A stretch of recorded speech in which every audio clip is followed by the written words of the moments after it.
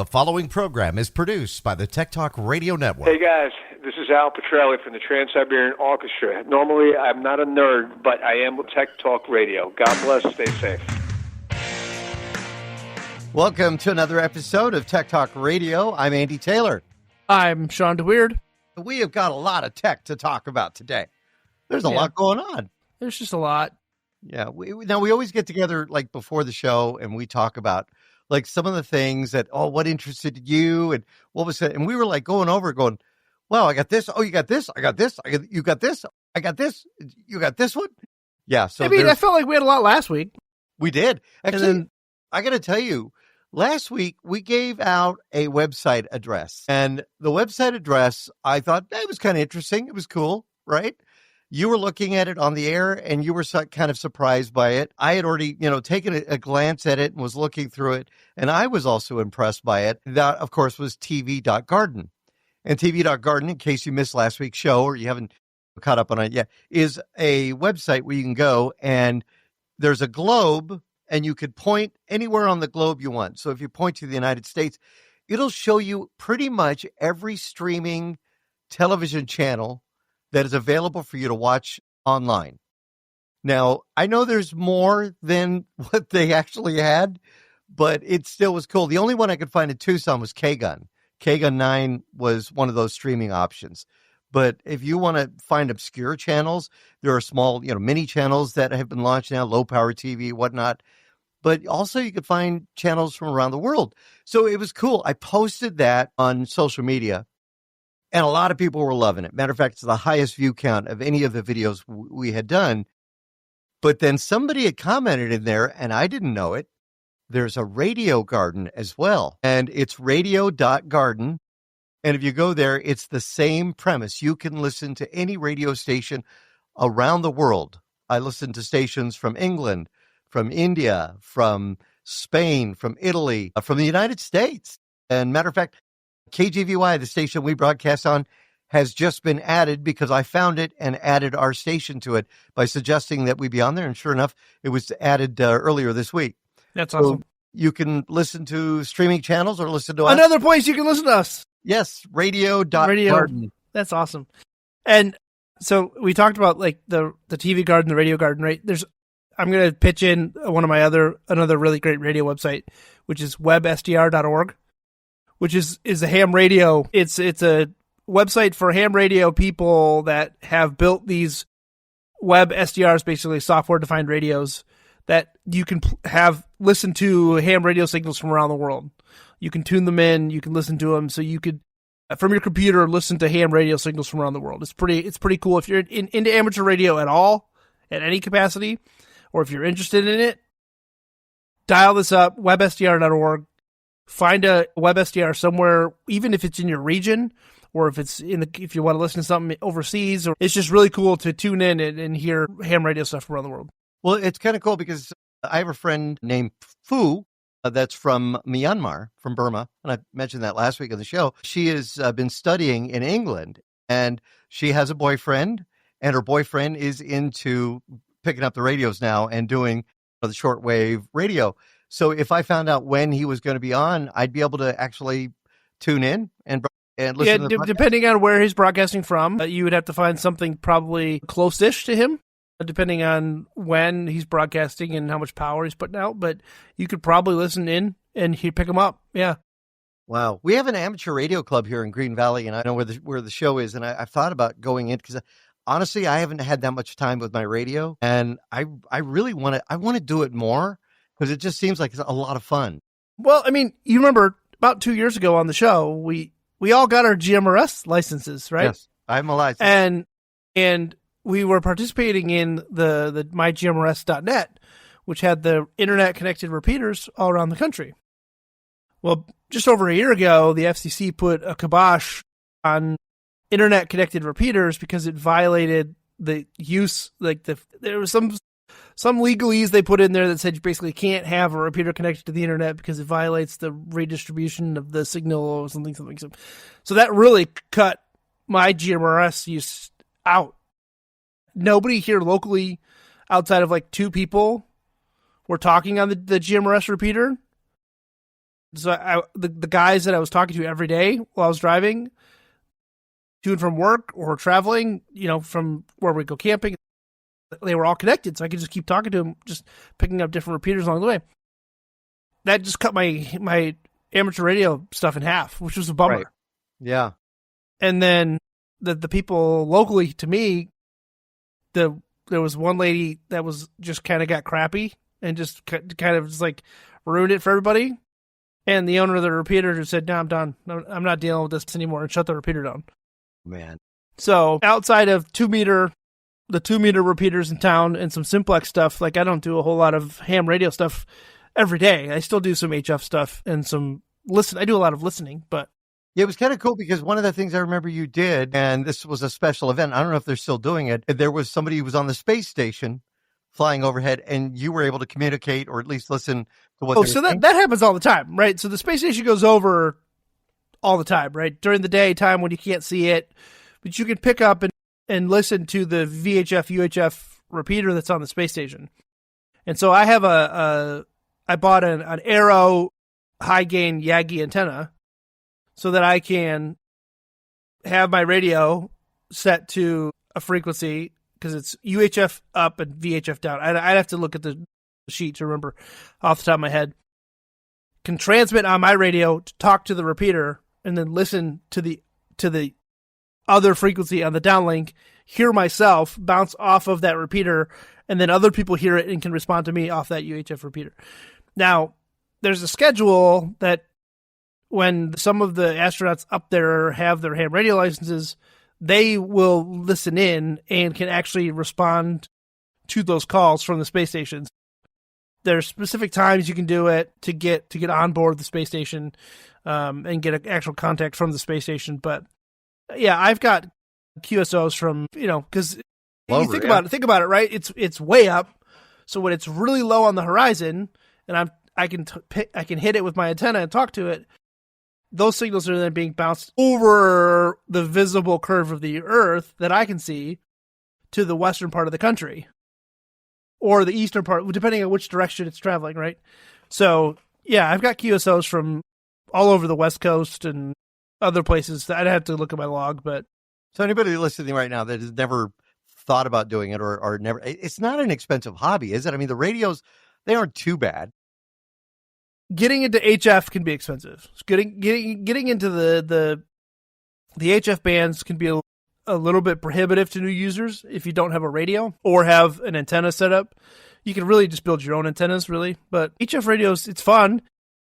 I recommend listening for a while first, right? Go to WebSDR, just pull it up and see what you can tune in. Start it, you have to get a license to do, there's 3 different tiers of license. You have technician, general, and extra. I'm a general, so I'm the second tier of the 3. And that gives me enough privileges to do what I feel comfortable doing. But it's fun. You get to experiment, you get to play with it, and you throw up a random piece of wire and now you're talking across the country. It's pretty wild. It is pretty cool. What would be a good website to go to get more info? If somebody is like listening to this and I want to get into this. I mean, obviously, like I said, the Green Valley Amateur Radio Club, they've got one. They do all kinds of events. But if they want to go to a web, is there a website for this? So URL, the Amateur Radio Relay League, which is like the kind of the catch-all for the ham radio world. They're kind of the governing arm of ham radio outside of the SEC. But find a local club, to be honest. A lot of times your local clubs are going to be the ones that are going to be, they usually have monthly meetings, weekly meetings, etc. You'd be surprised how many repeaters are actually around you. So URL.org. If you already have a radio and you want to listen, go to repeaterbook.com to find repeaters around you. It'll give you, you put in your location, it gives you a radius of repeaters around you with their PL tones and whatever. Radio Reference is another good one. That one will give you frequencies that you can listen to. So like it gives you your local municipality, it gives you your fire, EMS, emergency stuff. It gives you local repeaters. It gives you other stuff like the universities, public service stuff is on there. School, the different schools, the different school corporations have their stuff on there. The airport frequencies are on there. A lot of what I have fun doing with ham radio stuff is just listening, right? You can do a lot of listening, but you can get into it relatively inexpensively for 2 meter and 70 centimeters. 2 meter, which is UHF or VHF, VHF and UHF, 2 meter, 70 centimeter, which is GMRS, and then the lower tier of the ham radio bands. But yeah, I mean, it's fun. You got to study a little bit. If you're interested in taking the test or you're thinking about taking the test, hamstudy.org. They have an app. You can download it on your phone, take practice tests. That's what I did. Yep. Yeah, it's not completely hard to get into. It takes a little bit of effort, just like any hobby, to get experience on. But if you find a local club, you can go and ask questions, join their Facebook group, Yeah. Well, here's something to think about, too. And we're speaking about hobbies, so we got to mention this one. I went out this week.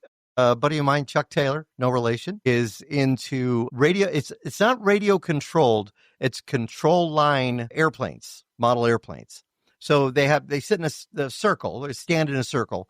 And basically these airplanes with motors, they go around. I mean, they fuel them up and everything. And then they go and they can do effects with them. And I mean, it's one of the oldest clubs in America. And he asked if I go out there, and just shoot some drone footage.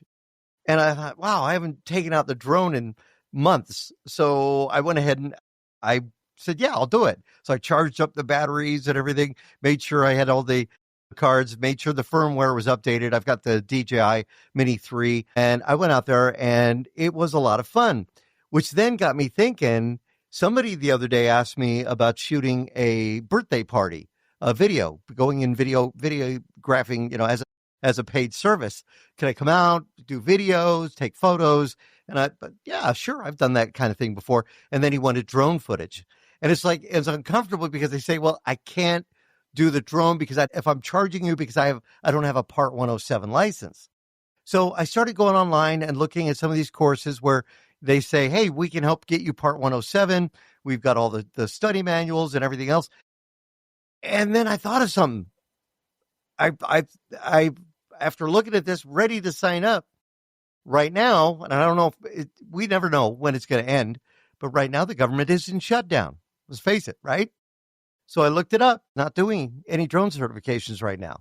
Matter of fact, anything when it comes to licensing, you're going to have ham radio licensing too, right? So you can't even get an FRN number, you can't apply for your license, etc. So until the shutdown gets taken care of, yeah, you can't even add your phone number to a do not call registry.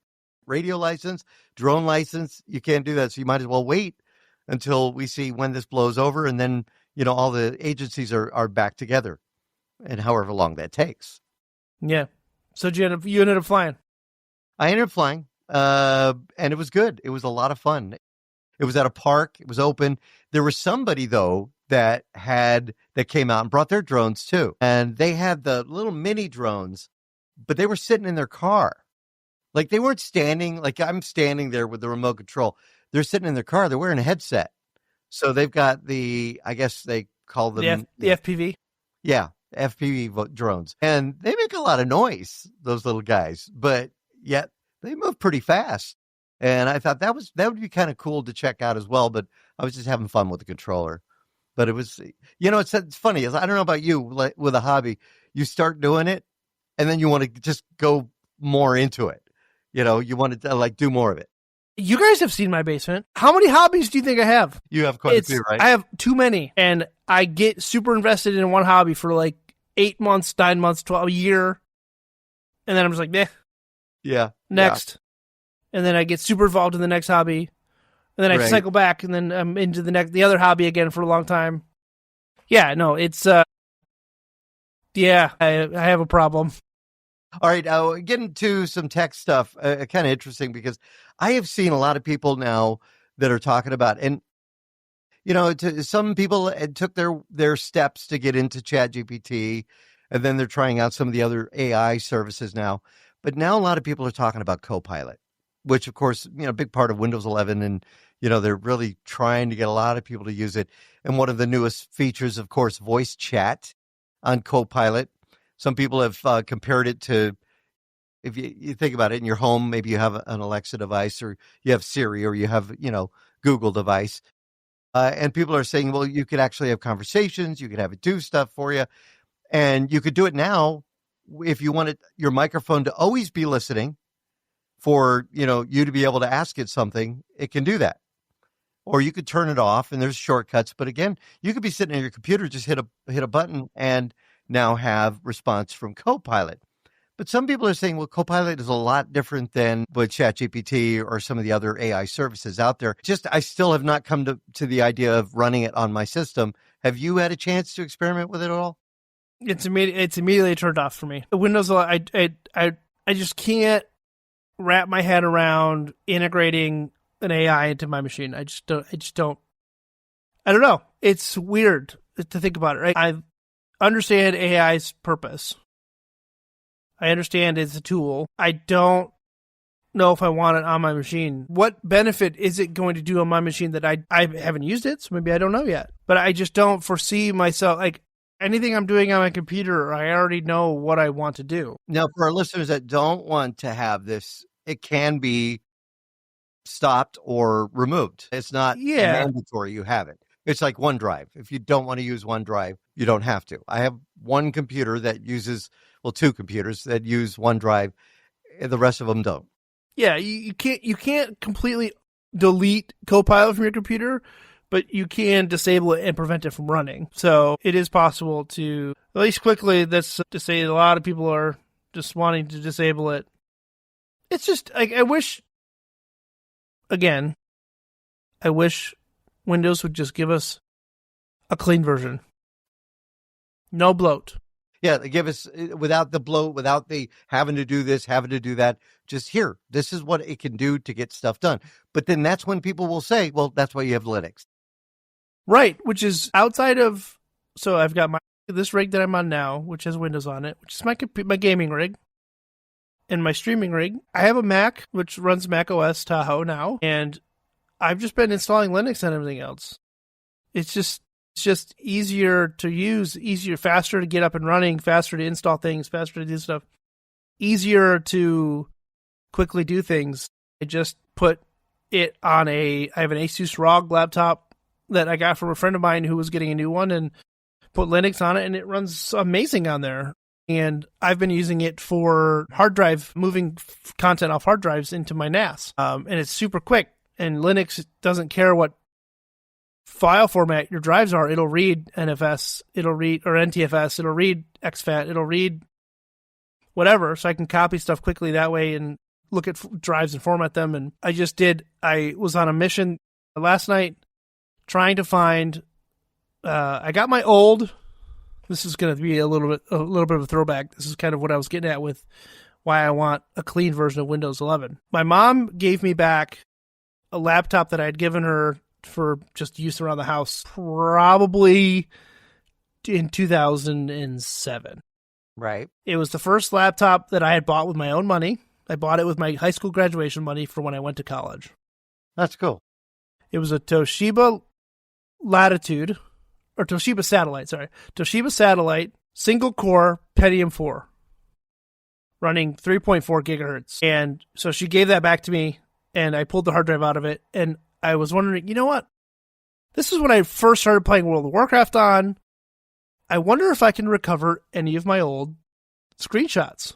Well, that's kind of cool. Yeah. So, of course, like, I had deleted stuff, but I never formatted the hard drive. Well, even if you formatted, you might still be able to get stuff. So what I did, and I haven't gone through all the photos yet, is I just looked it up, but I got to make sure I tell you guys the right software that I used for it. I used a data recovery utility that's free.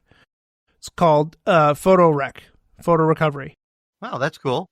Via another open source service called TestDisk, which is kind of there's a data hoarders subreddit and a data recovery subreddit that I'm on just for curiosity, this is highly recommended in there.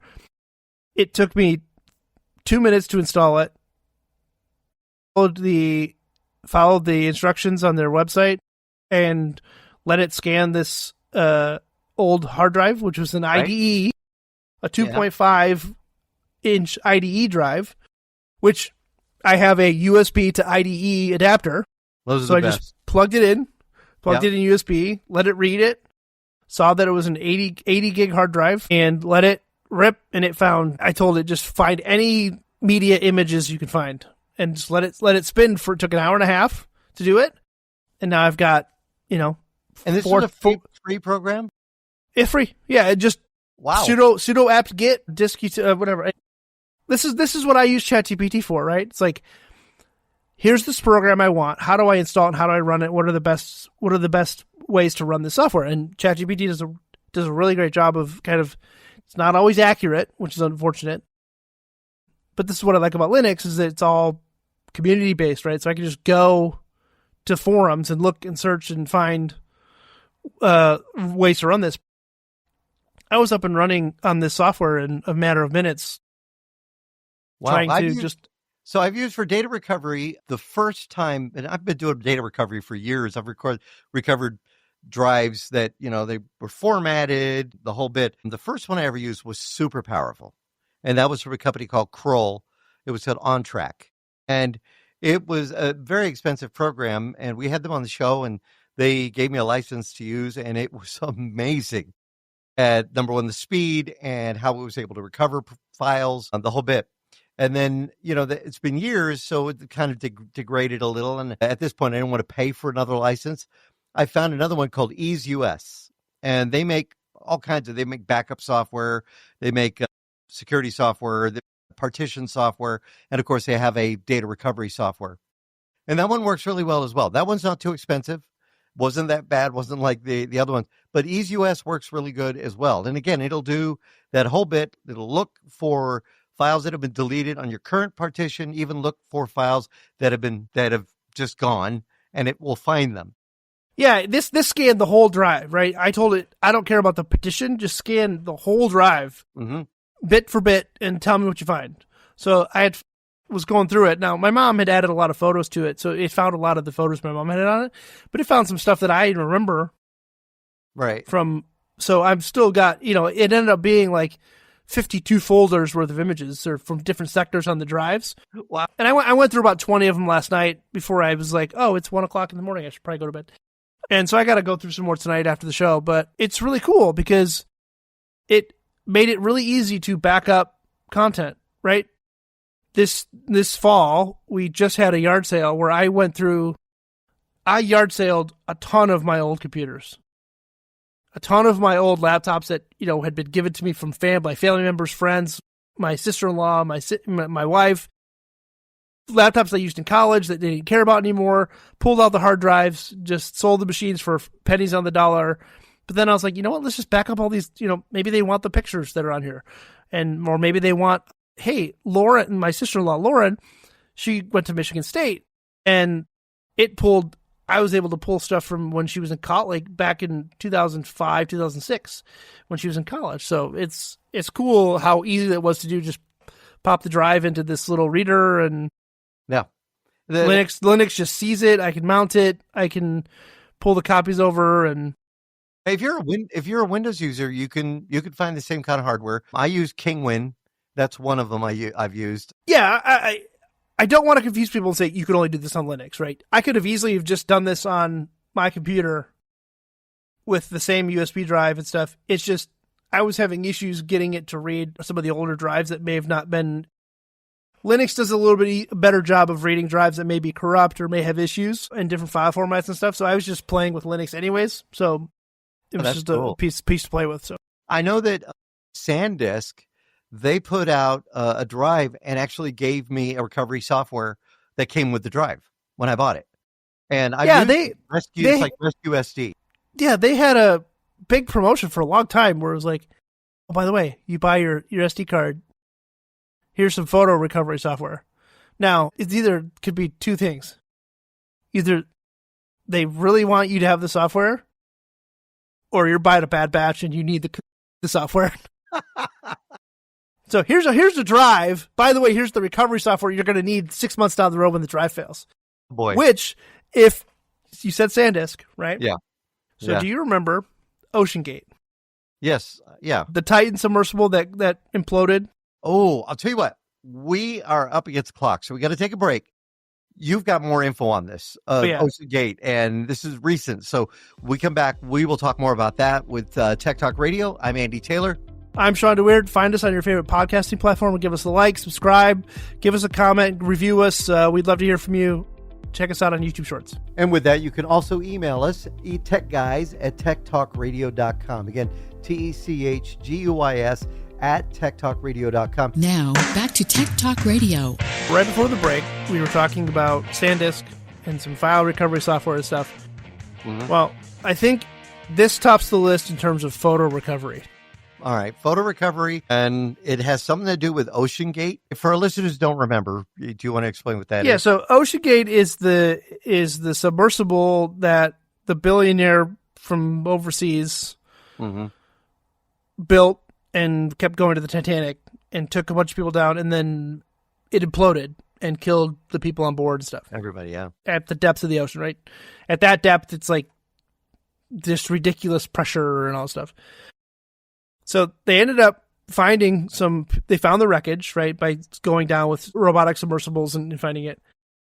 And they found that one of their underwater cameras was discovered largely intact, and it contained a SanDisk memory card that they were able to recover 12 stills and 9 videos from.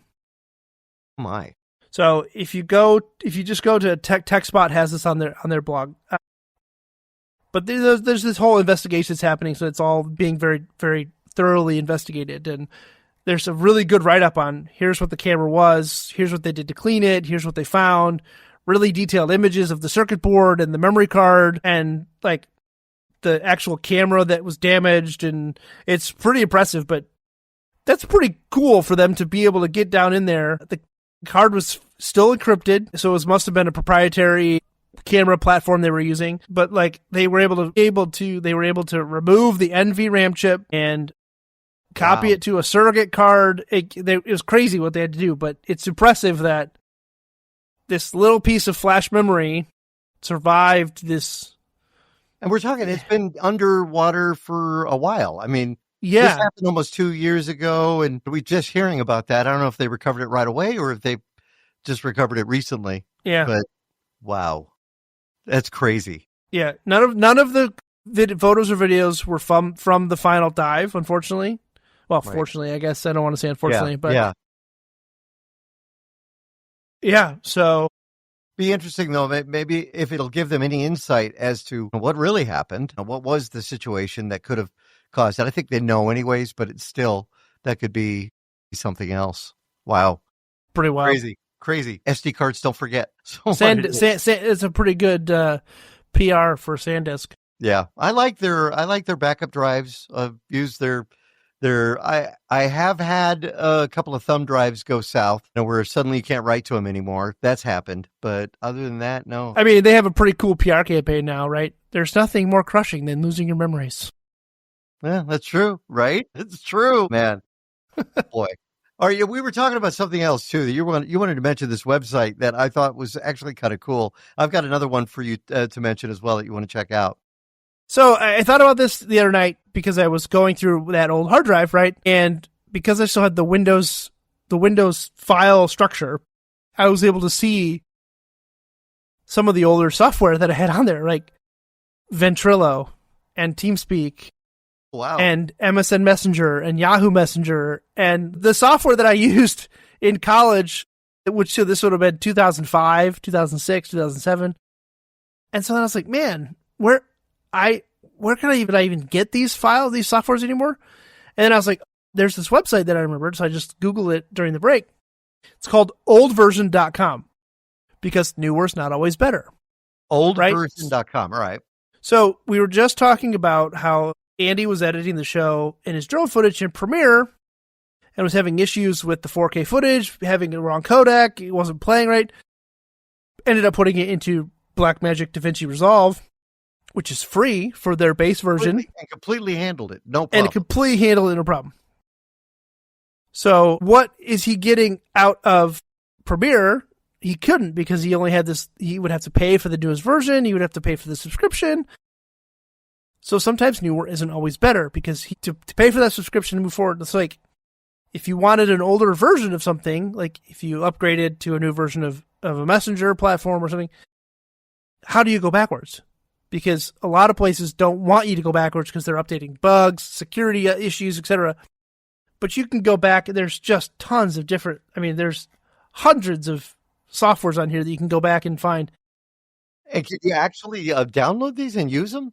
They have the old versions of them still.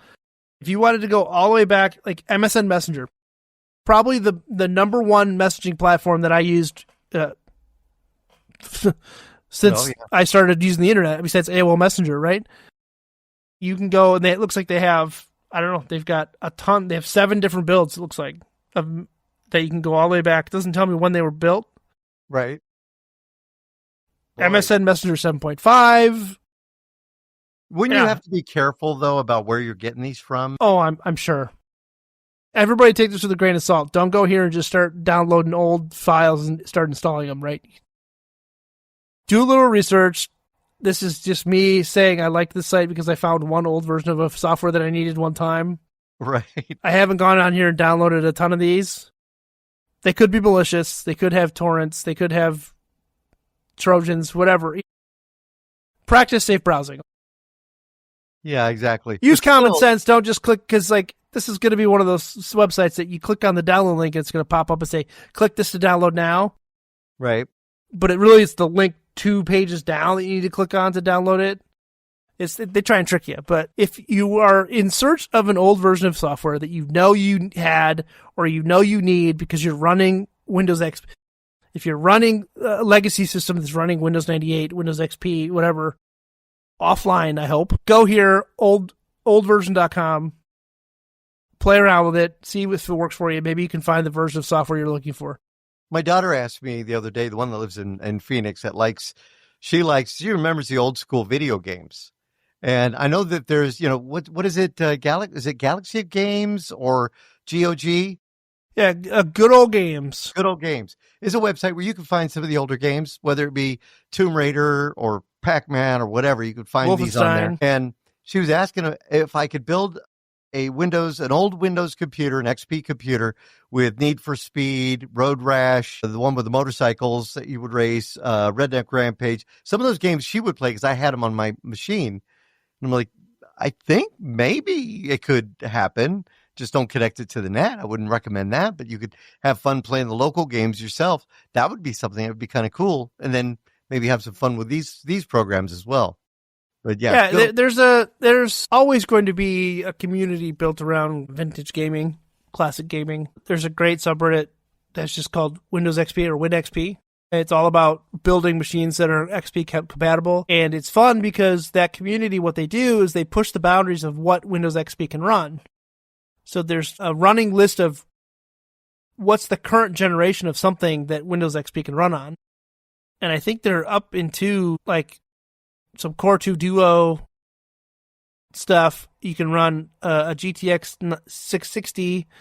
There's very specific hardware requirements for Windows XP that they're pushing the boundaries on for custom drivers that are made for NVIDIA cards or AMD cards or certain hardware to push the boundaries of what can be run on Windows XP, which is pretty cool. Yeah, that is really cool. All right, I've got a website to mention now. We already mentioned radio.garden. You can find radio stations from around the country, but we're just talking about video editing. I want to make a point. While I've not been wanting to, I've been upset because Adobe, of course, went the route of subscription-based. Heather Rowe, local reporter, had commented. She showed a picture. She said, I miss the days of being able to own software that you could download or you could, install and run on your computer. And it was a picture of Creative Suite 5.5, which is the suite that I've had as well in the past. And, the thing is, the new Adobe software is powerful. Don't get me wrong. While I maybe have not, the idea of spending $70 a month on software that I may be able to use, at this point, it's just not beneficial for me to eat that subscription cost. I am familiar with the older software. It does what I need it to do, except in the case of the drone footage where it couldn't handle the higher resolutions. But the new software from Adobe is great. They can do some things in Photoshop and stuff in Premiere, After Effects that is just mind-boggling, right? Well, there's another site. While I'm using DaVinci Resolve now, and I love it. I'm now getting the flow of it. Oh, here's how you do a fade. And I'm finding a lot of extras that are a part of it that weren't a part of the suite that I had with Premiere Pro. So graphics and some other effects. And I'm like, okay, cool. I'm finding these out. But there's another one. It's called OpenShot. Now, openshot.org is a website for OpenShot. It's a open source video editor that can be used for Linux, Mac OS, and Windows. It's really designed for you if you're like a beginner and you're getting into it. You could do trimming, scaling, you could do transitions. So if you have a couple of scenes back to back, you could have, a wipe or a fade or a dissolve. It also could do audio mixing. You could download it from their website safely. Also offers a cloud API if you want to integrate video editing in your own application. But again, it's open source and it's free. So again, you could take a look at openshot.org and see if something that maybe could work for you. I mean, you got to remember, open source stuff, it gets built by the community, it gets supported by the community, it gets great ideas from the community. So it's like, you can take a risk and try it, and it's not going to hurt anything. And if it does what you need it to do, support the open source community. Absolutely. It's certainly worth it. All right. I'll tell you what, we have listener questions standing by. Let me, this is one of the questions that we got. Said, I have an Android device and I'm sick of the spam calls. Trust me, I feel that pain. I get them too. Sometimes I block them and the next day, different number, same recorded message. How can I block these? All right. So we're going to give a solution to you. If you've been looking to try and block spam calls on your smartphone, it's actually not that difficult to do. You'll still have to deal with voicemail, but we'll do that when we come back. I'm Andy Taylor. I'm Shawn DeWeerd. Find us on the web at techtalkradio.com. We'll be right back. And now, back to Tech Talk Radio. So spam, a lot of people get them. Whether you're getting spam mail, that's one thing. But if you're getting spam voice calls and voice messages, it can be really frustrating. I've talked to other business owners that tell me they get the same thing, whether it be somebody saying, we need to verify your Yelp account, and they get 2 or 3 of those a day, or they get them that, hey, we're finalizing the loan deal. You're like, you haven't applied for a loan or anything. So if you want to block calls, you just don't want to have to deal with them. Here's one of the things you do. You could set your phone to ring only for people on your contact list. Now, that can be difficult if you're running a business. However, it will allow people to leave a message. And of course, the spam calls can still leave a message, but you don't have to deal with it interrupting your day. So if you have an Android phone, one of the things you could do is use the do not disturb mode.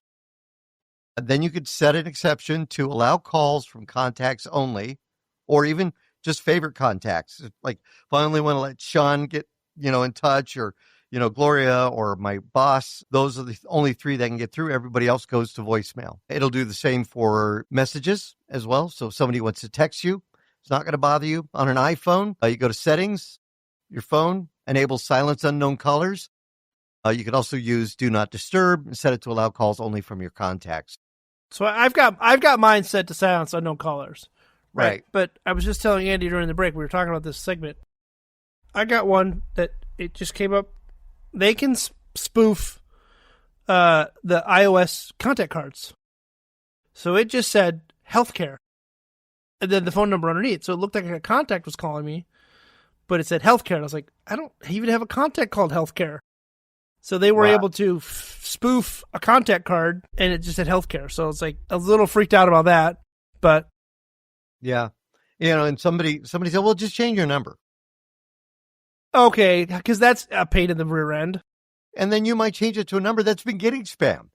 So, that's one of the things. It's really weird, though, because we moved a number that we had originally as our Skype number. We moved it to the iPhone. We never got spam ever on the Skype number, but we do on the iPhone now. And it's the same Yelp calls, which is not really Yelp. The listener that said, just change your phone number. Like that, think about it 20 years ago, right? I've had that same phone number for 20 years.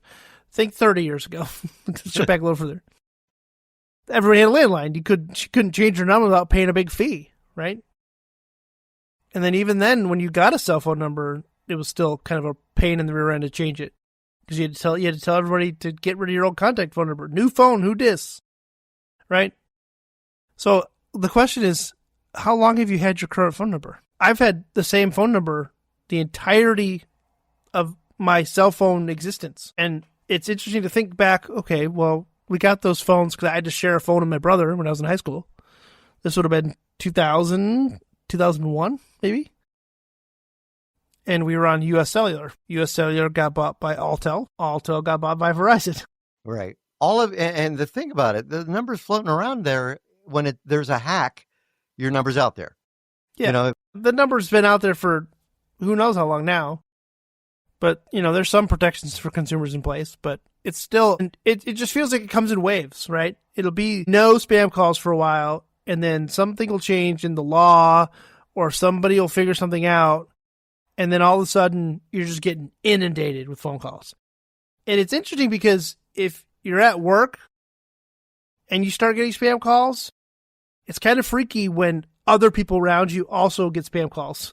at the same time. Yeah. At the same, or around the same time, or within the same time period. And they're like, oh, I'm getting a spam call. 5 minutes later, hey, I'm getting a spam call.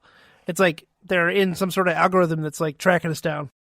I wonder if forwarding your call, if you have a Google Voice number, just forward everything to a Google Voice number. But you're still dealing with the same thing. Yeah, you're still screening your calls. Speaking of hacks, and there's a big story about Gmail passwords. About 183 million accounts apparently could have been leaked. And while Google is saying that that's really not, it's not a big issue. It's not as it's inaccurate. Others are saying, no, it is. And there's a website. If you've never checked the website, Have I Been Pwned? It is one to take a look at. And it's Have I Been PWNED. Is it .com or .org? .com. Yeah, .com. So if you go to that, you can enter your information safely. Don't do a password, but you could do your email, and it will tell you if your email is floating out there in the wild as being one that was recently leaked, and could even tell you if your password could be one of those, that piece of information that's out there. So my Gmail is fine. Mm-hmm. There are 2 breaches, one from December of 2018 and one from August of 2013. So my Gmail account's pretty good. Let's see my Hotmail. Has my Hotmail been okay? Yeah. You still use Hotmail? That's my primary. I've had that. Yeah. I still, yeah. So everybody, they keep trying so hard. Microsoft is trying so hard to get me to switch it to an Outlook. Yeah. But I'm like, nah, I created this. I don't know why I decided to just pick Shawn DeWeird at hotmail.com back. But this is the same email address I've had literally since I've had an email address. Yeah. Yeah. So that would have been 1998, maybe even earlier. It's like, I can't give it up. Sorry, Hotmail doesn't even exist. Yeah. 21 data breaches for Hotmail. Oh, ouch. Ouch. All right. So Hot Topic, Advanced Auto Parts, Hot Topic. You were shopping at AT&T, Hot Topic? Park Mobile, DriveSure, Star Tribune, Zynga, Store Envy, Roll20, 50px, LiveJournal. Oh God, LiveJournal. Oh yeah, they're gone. XSplit, Adobe, Tumblr, Dropbox. There's a couple of there. You notice that they got more techie as the years went. I mean, from Hot Topic to Dropbox. Yes, that's kind of funny. All right, I went through. I don't want to call it like a emo phase. I bought. Oh man. Well, so Hot Topic was the only place. Like, this is back when you actually had to go to stores to buy stuff, for those people who are listening that don't buy stuff from actually brick and mortar stores anymore. They were the only place that was a legitimate place to buy gaming t-shirts. Right? Because, like, you couldn't buy... I bought Halo. Yeah. They were kind of like the off-the-cuff store, the rebellious store, right?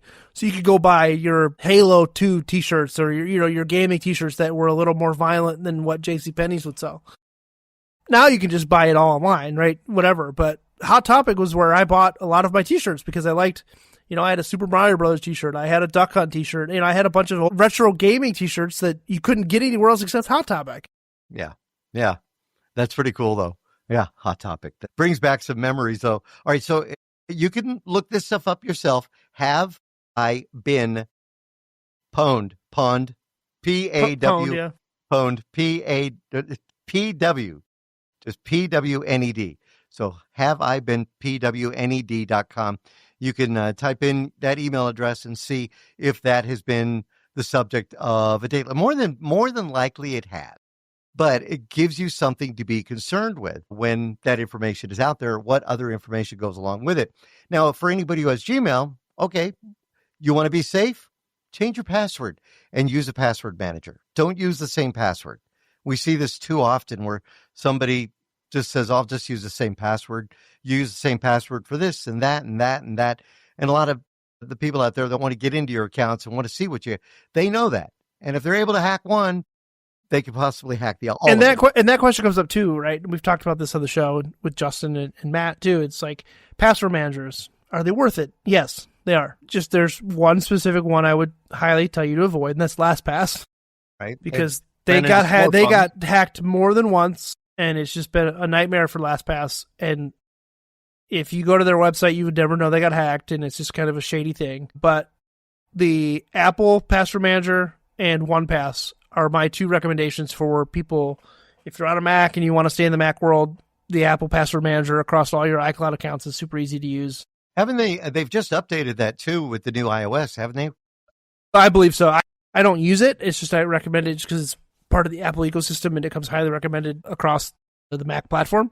OnePass is phenomenal. OnePass is phenomenal. I use it personally, and then we use it at the enterprise level at work, and it's great. It's super easy to use. Caitlin and I both have it on our phones.